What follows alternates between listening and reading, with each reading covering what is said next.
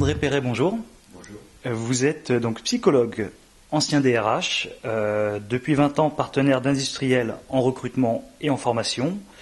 Vous êtes aujourd'hui directeur du pôle formation et conseil de DPM et associés, président du groupe GARF, vice-président du groupe ANDRH et membre du comité de rédaction de la revue Personnelle. Et vous êtes surtout co-auteur de l'ouvrage Travailler avec les nouvelles générations Y et Z. Alors, ces générations, justement, on parle de X, de Y, de Z. De quoi parle-t-on? Qu'est-ce qui les caractérise? Alors, dans un premier temps, il faut s'entendre sur le mot génération. Pour une fois, il semble que les sociologues et les historiens partagent à peu près la même idée. Il n'y a que les démographes, en définitive, qui parlent de classe d'âge. Ce qui intéresse davantage les historiens et les sociologues, c'est le fait d'avoir un lien qui unisse une classe d'âge donnée. Or, jusqu'à présent, ces liens en question étaient toujours des moments un peu difficiles, voire même sanglants. Les révolutions, les guerres. Or, depuis le début, tout de suite après-guerre, on n'a plus ce type d'événement. On pense généralement que c'est à partir de 62 que l'on est rentré dans un autre type de fédération de ces strates qui vont donner ensuite ce qu'on a appelé les générations XY, qui est de dire, depuis en définitive la guerre d'Algérie, tout ce qui a permis d'unir ces classes d'âge étaient des éléments qui étaient des éléments culturels ou technologiques. Qu'est-ce qui caractérise justement la génération Y? Alors, est-ce qu'on peut parler réellement de caractéristiques d'une génération donnée? Je pense au contraire qu'il faut descendre un petit peu au sein de cette génération pour voir qu'il existe des éléments de différenciation qui sont des éléments qui sont nés des classes sociales, de l'éducation, du niveau de formation, qui font qu'en définitive, on ne peut pas parler d'un Y, mais d'Y au pluriel, avec des formes de comportement qui ne sont pas les mêmes d'une strate à l'autre. On les a un peu trop stigmatisés, ces Y. Maintenant, c'est vrai qu'il existe de grosses tendances, qui sont des tendances que l'on va retrouver déclinées sur l'ensemble de ces différentes couches de population, qui peuvent être par exemple le rapport au temps ou le rapport à l'espace, qui vont être différents des générations précédentes. Quand vous parlez de génération inconsciente? Alors de révolution. Pardon, oui, révolution inconsciente.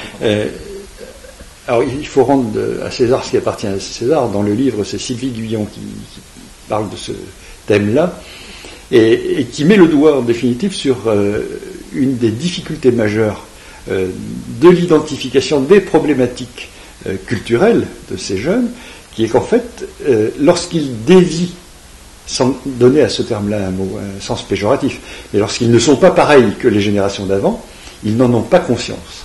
D'où cette idée de révolution inconsciente, c'est-à-dire qu'à partir du moment où on imagine que leur comportement pourrait être déphasé par rapport à ce que l'on attend d'eux, ils n'en ont pas conscience. Voilà, c'est ce terme-là qui est important, parce qu'aller traiter, entre guillemets, une problématique de comportementale essentiellement, de quelqu'un qui n'a pas conscience de sa différence, c'est un gros problème. Et alors justement, cette génération, c'est un atout, une contrainte pour l'entreprise?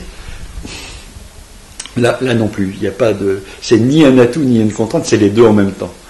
Je pense qu'effectivement, le renouvellement des populations, de toute façon, fait que l'entreprise sera bien obligée de vivre avec ces nouvelles générations.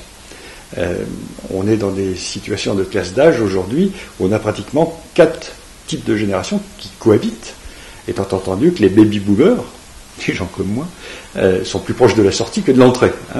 Mais bientôt, donc, 3 classes essentielles de générations qui seront conséquentes et qui vont accéder aux responsabilités certainement beaucoup plus vite que nous l'avons fait, nous, précédemment. Donc on est bien obligé de faire avec. L'important, quand vous dites contrainte ou avantage, c'est qu'il y a des éléments qui sont négociables et des éléments qui sont plus difficilement négociables. Et là, l'entreprise va devoir mettre les choses au clair, en passant un pacte avec ces jeunes, en disant, pour ça, par exemple, code vestimentaire, ça se négocie, la ponctualité, ça se négocie pas, par exemple. D'accord, alors justement, vous m'avez donné quelques réponses. D'un point de vue RH, ça va impliquer quoi en termes de recrutement, de management, de formation, de rétention, parce qu'il va falloir les garder aussi, ces jeunes? Oui, alors, pour répondre à votre dernière question, il va falloir les garder. Si on réussit les 3 pas, recrutement, formation et management, ce sera peut-être pas trop compliqué, mais ça ne laissera le jeu à aucune faille. Il faut effectuer un bon recrutement, effectuer de bonnes formations en cours, et puis avoir un management qui soit adapté. L'élément qui me paraît essentiel, c'est qu'en matière de recrutement, on ne peut plus jouer un double jeu. C'est-à-dire que l'on annonce, on est obligé de le respecter. Gilles Verrier en parle très bien dans l'ouvrage.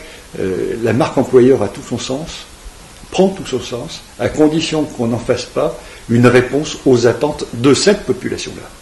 Mais que ce soit réellement les gènes de l'entreprise qui s'expriment et qu'on mette en adéquation la marque employeur et ce que l'on veut offrir aux clients. Il faut que ça devienne un acte réellement stratégique. Et si on est clair avec soi-même, si on est clair avec ce concept-là, le jeune se sentira à l'aise et en définitive acceptera de rentrer dans cette société. L'élément fidélité viendra bien après. Il n'est même pas sûr qu'il vienne d'ailleurs. Il n'est pas sûr que ce soit un élément aussi indispensable que les années précédentes. En matière de formation, il va falloir tout réinventer. Je pense qu'aujourd'hui, ces classes d'âge-là n'ont plus le même mode d'apprentissage. On n'apprend pas, mais ça c'est par contre la technologie qui a changé la donne. On n'apprend pas aujourd'hui pour se souvenir. On apprend pour utiliser. Garder en mémoire, on a tout un tas d'appareils qui savent le faire. D'autre part, la multiplication et le temps que l'on met à accumuler des données s'accélère lui aussi de plus en plus. On dit que aujourd'hui, il faut une quinzaine d'années pour doubler la valeur des connaissances scientifiques, ce qui est déjà très peu.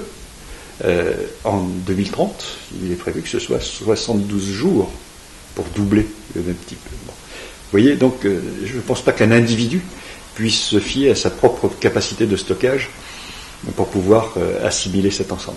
Donc aujourd'hui, le principe même de l'apprentissage n'est plus le même que des années précédentes, d'où la nécessité de revoir toute la méthodologie pédagogique qui va avec.